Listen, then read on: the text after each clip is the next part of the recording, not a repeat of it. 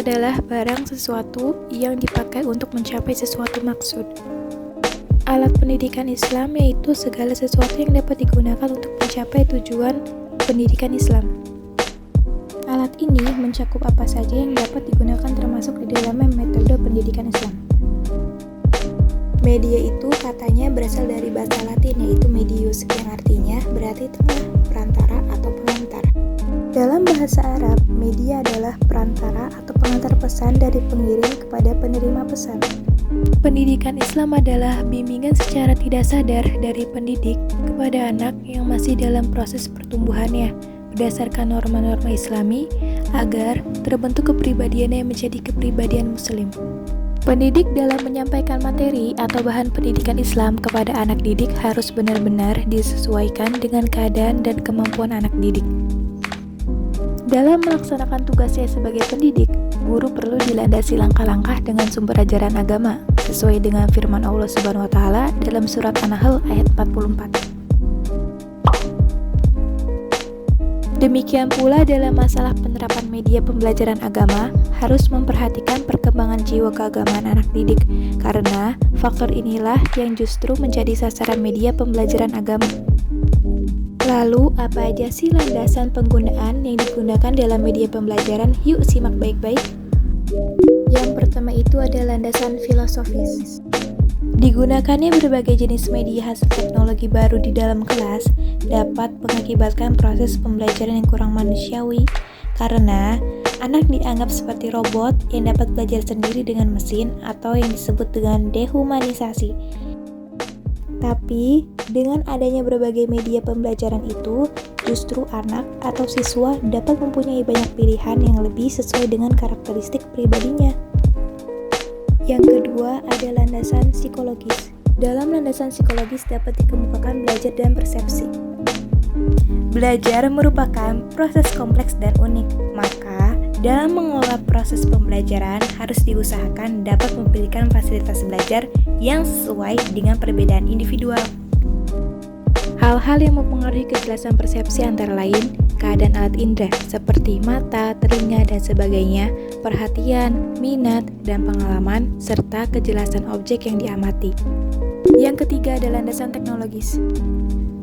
Teknologi dalam pembelajaran memanfaatkan kemajuan teknologi untuk mengefektifkan proses pembelajaran dalam kegiatan pembelajaran. Teknologi pembelajaran merupakan proses yang kompleks dan terpadu yang melibatkan orang, prosedur, ide, peralatan, dan organisasi untuk menganalisis masalah, mencari cara pemecahan, melaksanakan, mengevaluasi, dan mengelola pemecahan masalah-masalah dalam situasi di mana kegiatan belajar. Dalam perspektif ilmu pendidikan Islam yang mengutamakan ilmu pengetahuan atau knowledge dan penanaman nilai atau value sudah barang tentu memerlukan alat yang relevan. Para ahli telah mengklarifikasikan alat atau media pendidikan kepada dua bagian, yaitu diantaranya alat pendidikan yang bersifat benda atau material dan alat pendidikan yang bukan benda non-material. Lalu jenis alat atau media dalam pendidikan Islam itu ada apa aja sih? Yang pertama ada alat pendidikan bersifat benda. Menurut Zakiyah Derajat, alat pendidikan yang berupa benda yaitu diantaranya pertama, media tulis seperti Al-Quran, hadis, tauhid, fiqh, sejarah. Yang kedua, benda-benda alam seperti hewan, manusia, tumbuh-tumbuhan, dan sebagainya. Yang ketiga, gambar-gambar yang dirancang seperti grafik. Yang keempat, gambar yang diproyeksikan seperti video. Yang kelima, audio recording atau alat untuk didengar seperti kaset, tape, radio. Yang kedua, alat pendidikan yang bukan benda. Yang pertama itu ada keteladanan. Dalam hal ini, Muhammad Ngalim Purwanto mengatakan bahwa dalam berbagai hal pendidikan, keteladanan pendidik merupakan alat yang sangat penting, bahkan paling utama loh. Jadi, disinilah para pendidik dituntut untuk mencerminkan akhlak yang mulia dimanapun mereka berada. Maka dari itu, posisi pendidik merupakan teladan yang baik yang dikategorikan sebagai alat atau media pendidikan yang dapat ditiru.